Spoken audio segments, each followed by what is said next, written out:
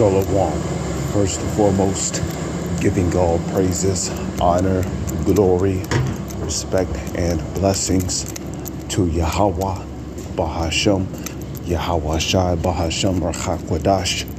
Salutations to the Lord's elect on the four corners of the earth, pushing this truth and sincerity while patiently waiting for Yahweh Shai's return.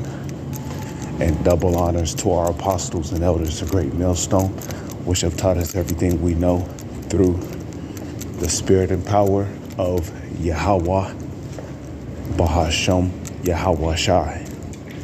And welcome to another series of GMS on the job, where I'm physically at work, physically working for Esau. As you may know, while I'm at work, physically working for Esau, I am also doing the spiritual work of the Lord, Yahweh, Bahasham, Yahweh Shai, by providing spiritual lessons unto edification, providing a decent meal that the Lord's elect may be fed. So as you may know, while I'm physically working, I cannot pull up precepts on my phone, but I have precepts on deck in my mind. Now, this video is going to be about how there are agents,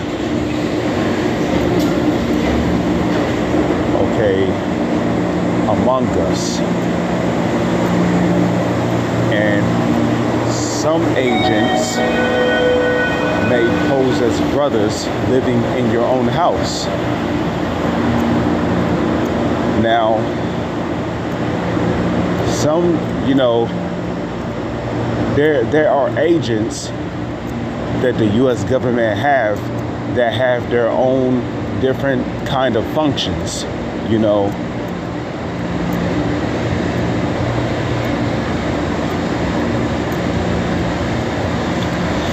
And more commonly, you're going to have some agents, before they came into truth, they once worked for the government, whether if they was in the military, whether if they was a National Guard,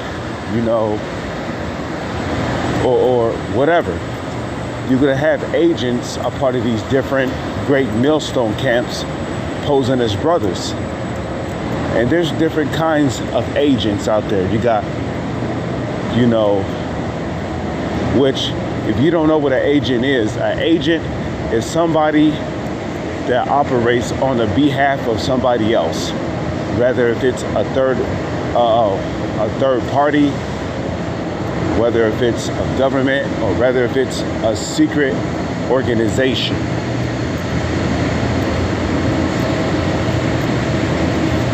So you're gonna have brothers in the truth that are agents, and they're not really in this truth for salvation. They're not really in this truth for salvation. The reason why they're in this truth is really to root out men who are not really members of the elect.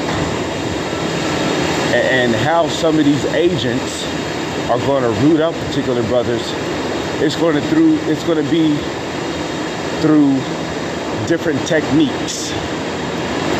Some of those techniques can come in a form of, secrecy. They might do things behind your back, and then you might figure out, well, wait a minute, how come this is out of place? How come this is right here? How come this is that? How come, this, that, fourth, and the other? And then you're also going to have agent provocateurs. An agent provocateur is somebody who is set up to stir up strife or discord amongst the organization or group of people.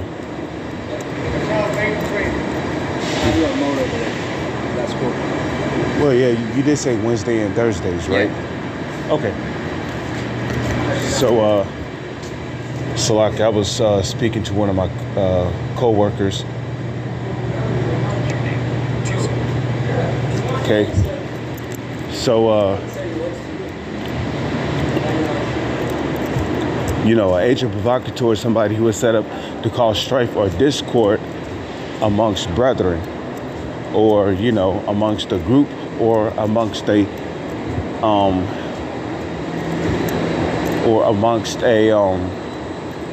organization.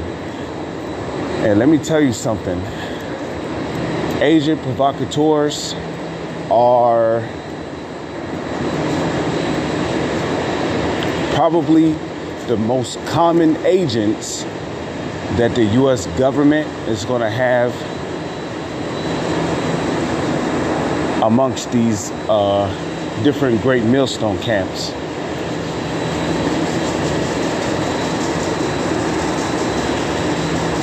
Okay.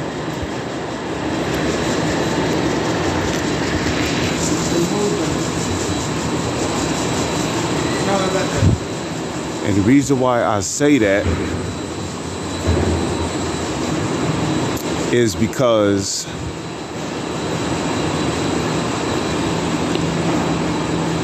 you know, one thing about Esau is that he loves chaos. And you look at some of these governments which were once well formed, you know, had some kind of you know, union, some kind of unity going for itself. If you notice, those governments are now in disarray. They're all now in complete chaos, complete discord. And the question is, why is that? Well, the answer is simple. Because Esau sent an agent provocateur in there to stir up confusion and strife. You see? So you will know it if you have an agent provocateur living amongst you in your own household, or even in the midst of your congregation. Because at first, he's going to appear to be a brother, right? He's going to appear to be a brother, but then he's going to be doing little, you know, punk ass nick and pick shit here and there, you know? Because let me tell you something about an agent provocateur. An agent provocateur, he's, you know, he's going to make it seem like you're in the wrong most of the time, you know, just to get you to argue, you know. And something else about an agent provocateur is that they do small little things behind your back, which could, you know, cause you to lead to suspicion that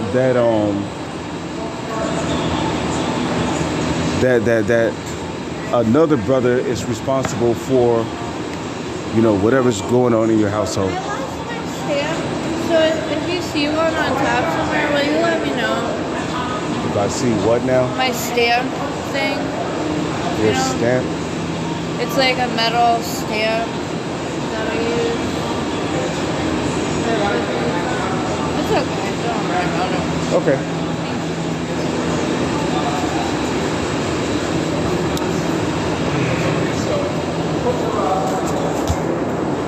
But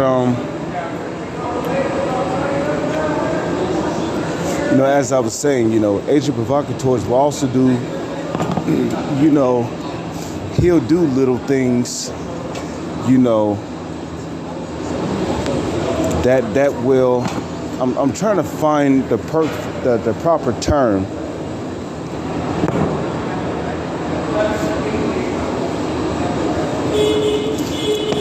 Okay, agent provocateurs, they will do little things, right,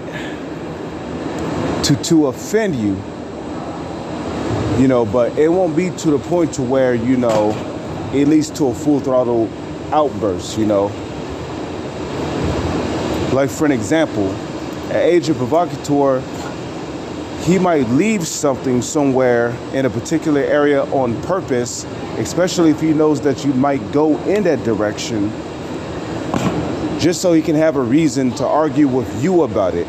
You know, an agent provocateur's job ultimately is really to, you know, get you to look like the bad guy. You know, that way you can be removed from the camp. And this is what we generally see going on.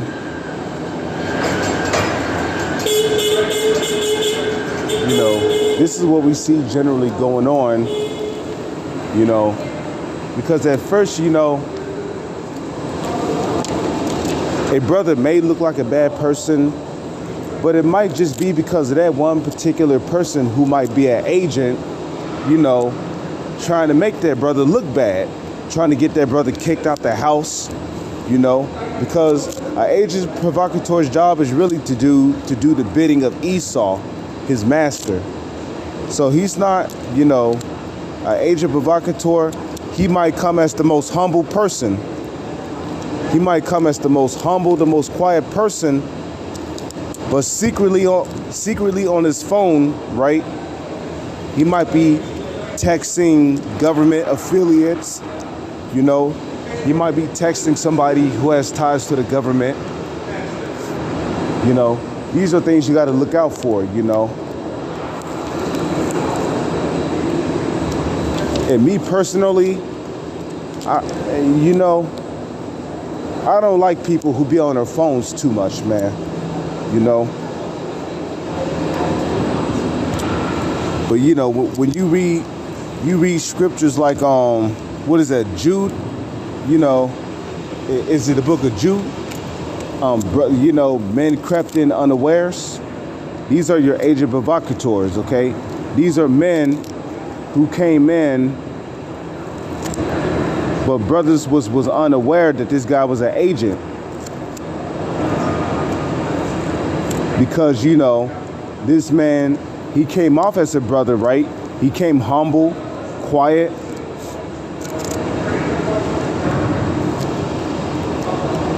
But let me tell you this, some of the most humble men, those are the men you probably got to look out for the most. Because the most humble men in this truth could actually be agents. Because an agent is going to do his best to reduce suspicion of you know, brothers thinking that he's an agent.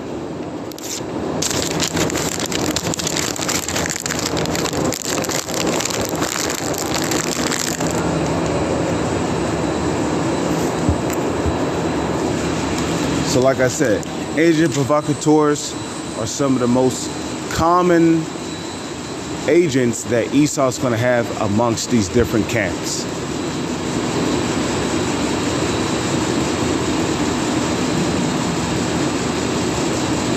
Okay? It's some of the most common agents that Esau's going to have amongst these different camps.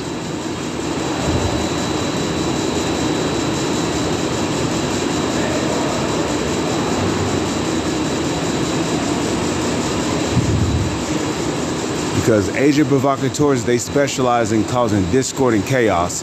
And ultimately, their goal is to break up these different, you know, great millstone camps. Now, if a brother's sincere and he messes up, you'll know it. Because he'll humble himself and he'll do his best not to cause the offense again.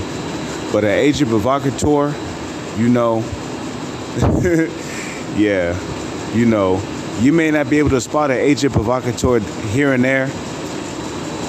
And the beautiful part is that, you know, an agent provocateur is more likely to fall out the truth.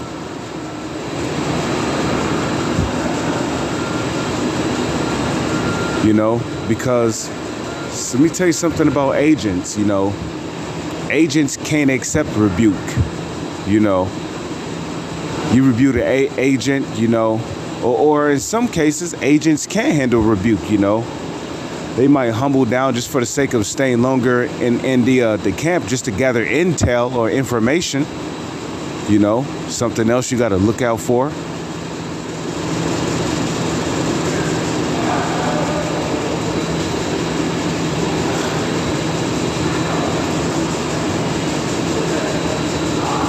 But the point is that an agent provocateur, especially if you're living with one, he's going to do little things here and there to prick your nerves. He's going to do little things here and there to anger you, to offend you.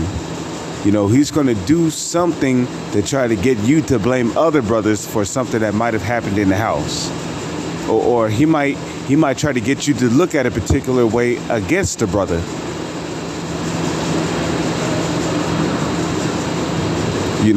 Just for the sake of getting that brother, kicked out the camp. But let me tell you something about the Lord's elect. Even if they do get kicked out of a camp, they're still going to go out there and teach. You see, an agent provocateur, if he gets removed from a camp, you think he going to still be out there teaching by himself, whether if it's cold or hot outside?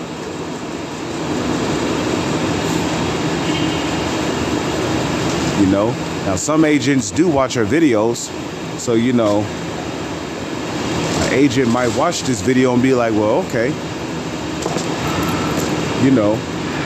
now he might continue to go out there and teach after getting kicked just because I said it. Oh, okay, so he thinks that if an agent gets removed from a camp, he ain't gonna be out there. Okay, or maybe not. Maybe he'll go walk off to the sunset and go report back to the government after getting removed from the camp. But let me tell you something. You can hide things from men, but there's nothing that anyone can hide from the Heavenly Father. In Sirach, the 23rd chapter, it tells you that the eyes of the Lord, which are the angels who travel around in what the world calls UFOs, the angels, which are, dark-skinned men with woolly hair, okay, those are the angels of the Lord that travel around in what the world calls UFOs. And they see everything that happens down here on the earth, and they report back to the Heavenly Father. So in Sirach, the 23rd chapter, it tells you that the eyes of the Lord are 10,000 times brighter than the sun, beholding all the ways of men and considering their most secret parts. So you can hide things from men, but there's nothing you can hide from the Lord.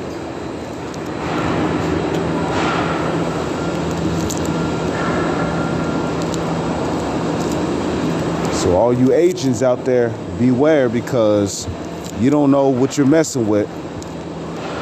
This truth is very spiritual, and the Holy Scriptures itself is literally a living book, and you're simply playing your role. Because I don't know if it's in Jude or Titus, but the Scriptures speak about men that came in to spy out our liberty, which we have in Yahawashai. So just a word of thought, brothers, be careful, because there could be agents living amongst you in your own household, and you may not even know it. Either way it goes, as time passes on, it's going to be revealed who these agents are, especially when Jacob's trouble come, because in the book of Matthew, the scriptures speak about, how the brother shall deliver up the brother to death, okay? The brother, when it says the brother, it's not just talking about your blood brother, which I'm going to do a video on that, Lord's will. But with that, I'm going to say, shalom. It's on to the next one.